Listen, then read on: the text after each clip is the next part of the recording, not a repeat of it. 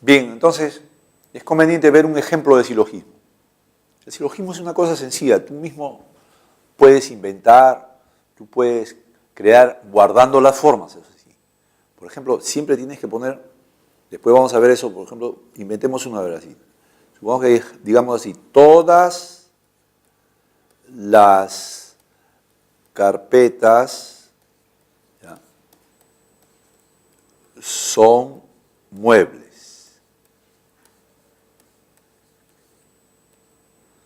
Y luego ponemos la otra proposición, porque en un silogismo obligatoriamente tienen que ir dos proposiciones. Algunos muebles, ¿no?, son objetos. Entonces, el silogismo es un razonamiento que justamente trata de derivar, trata de extraer una conclusión, pero a partir de estas dos que ya hemos planteado, que se llaman premisas. Pero por supuesto las premisas también tienen que ser hechas con ciertas características.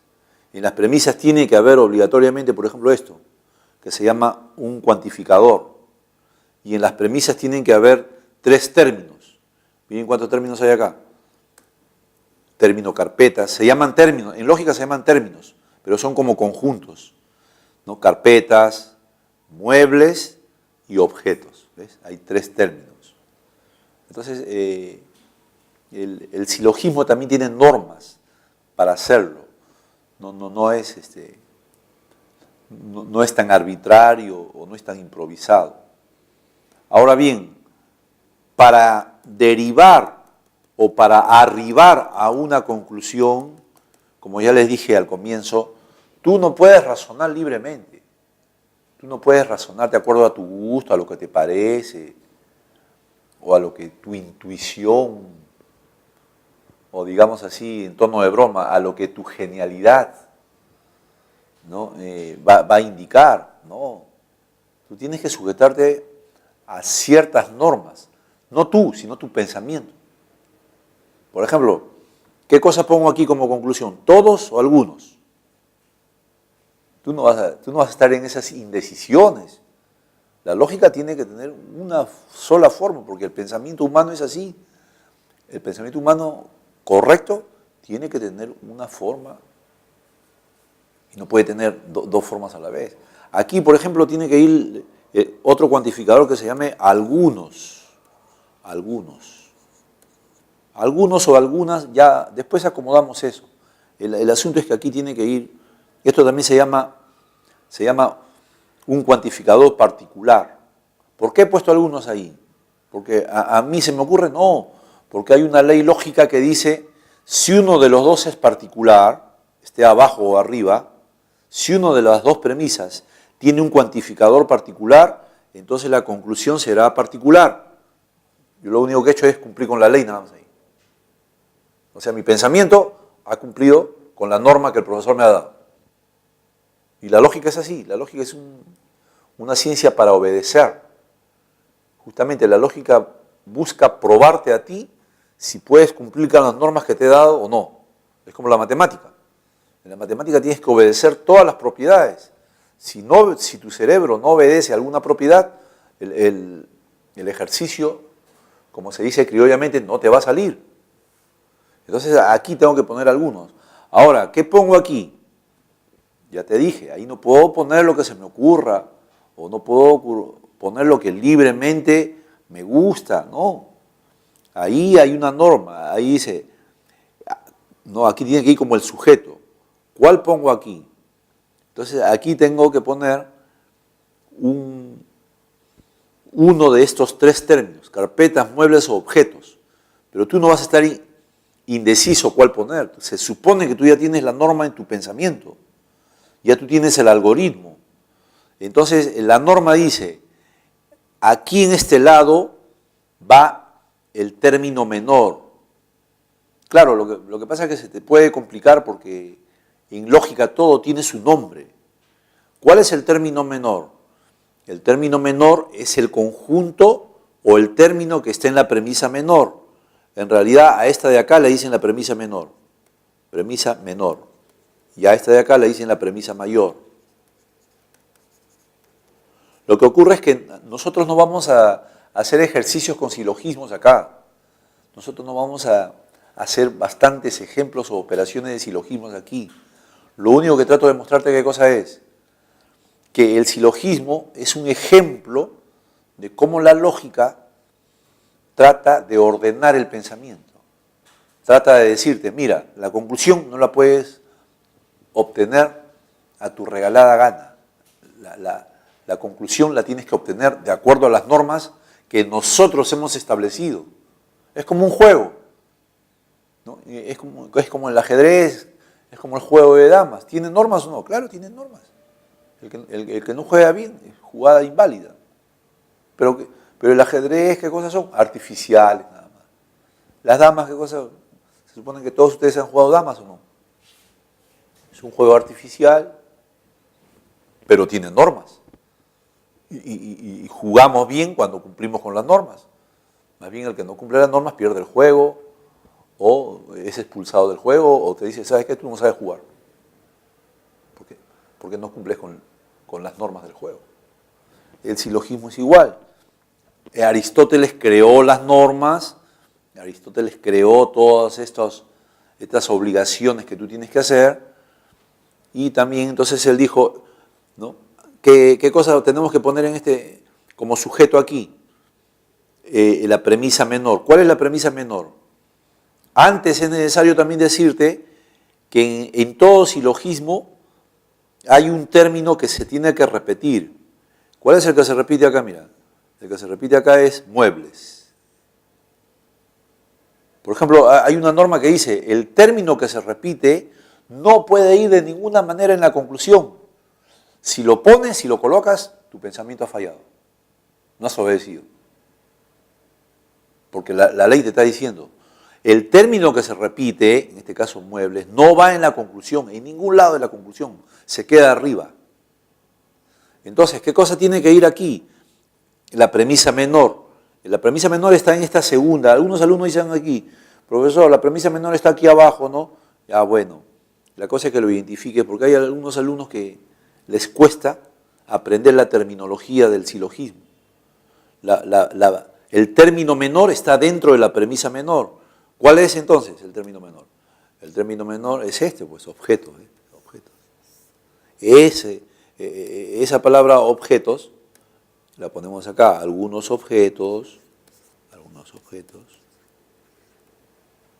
Ahora, el verbo que vas a utilizar acá en la conclusión, también hay que tener cuidado. No puedes utilizar cualquier verbo, en lógica es así. Tu pensamiento no puede ser libre. Tienes que seguir las normas, tienes que seguir la coherencia, tienes que seguir las pautas que te indica el juego, que te indica el método, que te indica el profesor. Aquí, por ejemplo, ¿qué verbo vamos a poner? Como la primera premisa es son y la segunda es son, en este caso no hay ninguna duda, no hay ningún problema que también ¿no? La conclusión sería son. Pero porque también hay otras formas que son negativas, ahí cambia la cosa. Ahí cambia la norma también, cambia la ley. ¿Y aquí qué pones finalmente para completar la conclusión? ¿Qué pones aquí? No vas a poner también, te dije, lo que se te ocurra. Primeramente que muebles de ninguna manera ya lo puedes tocar.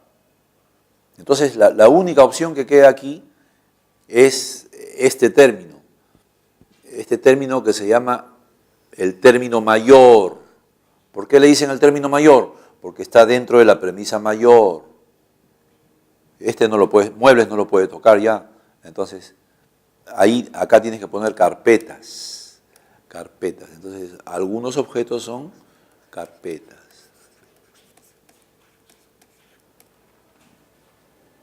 A la lógica no le importa la belleza, el sentido. ¿Qué cosa es eso, profesor, de algunos objetos son carpetas?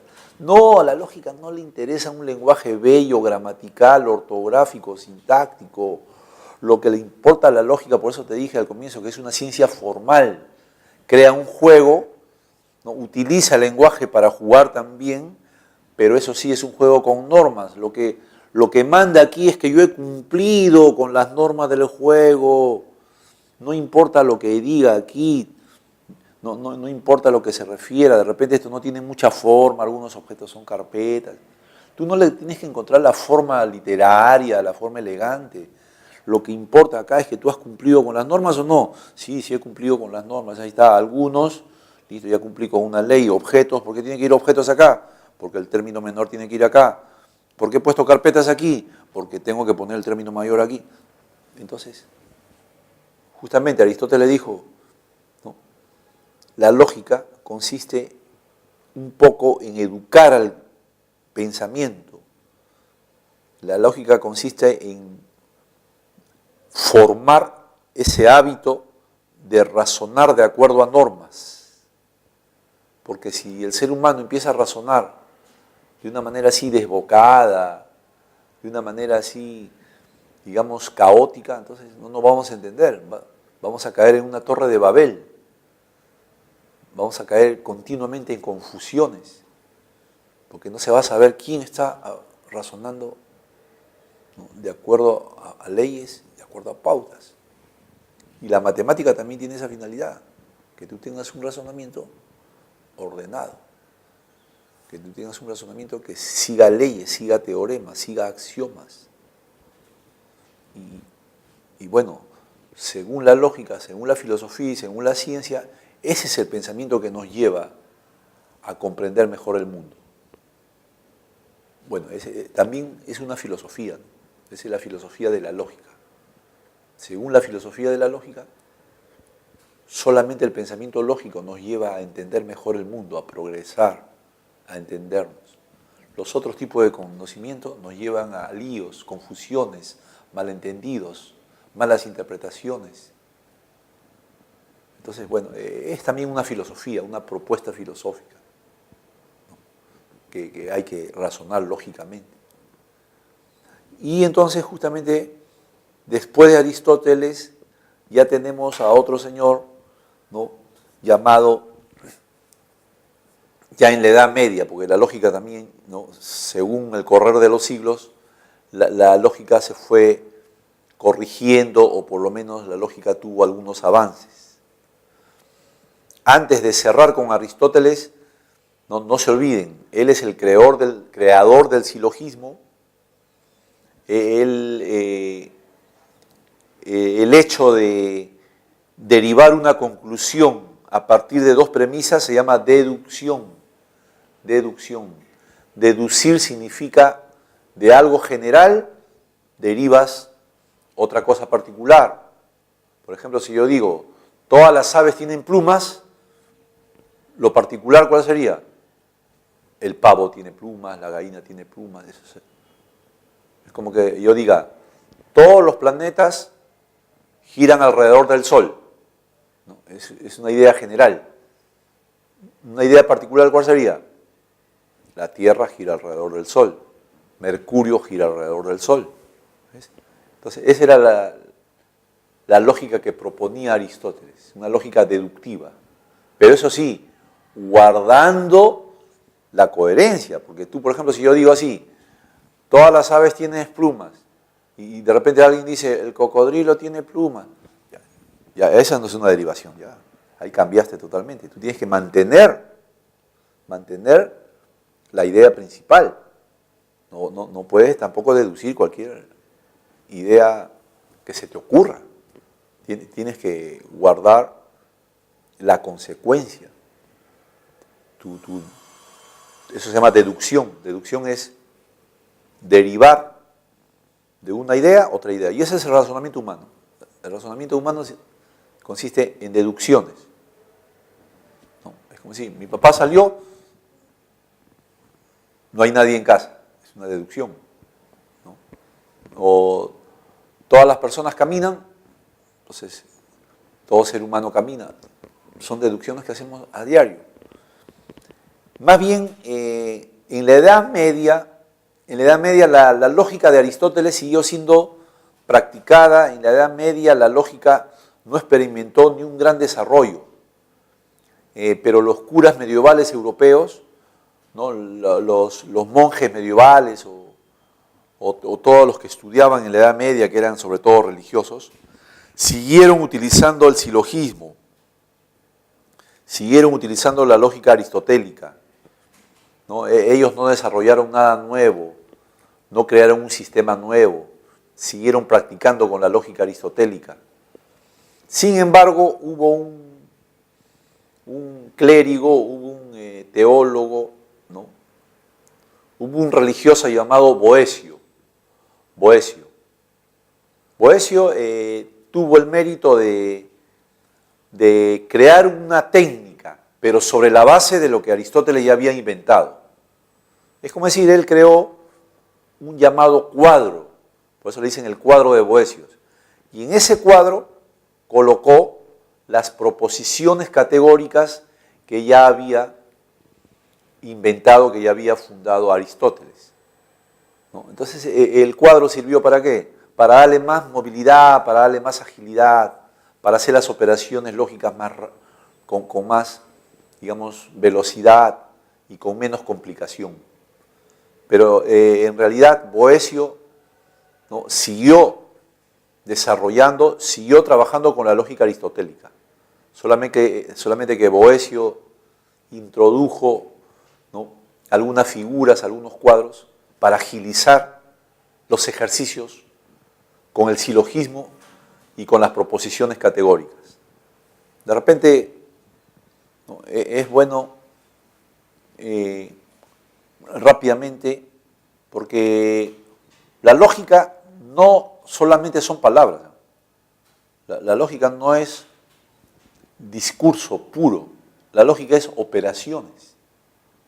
Hay que ser consecuente con lo que hemos dicho. La lógica trata de ordenar el pensamiento, pero ¿cómo lo trata de ordenar? Haciendo ejercicios, desarrollando ejercicios para ver si tu mente, para ver si tu razonamiento cumple con las reglas de ese juego, con las reglas de la lógica.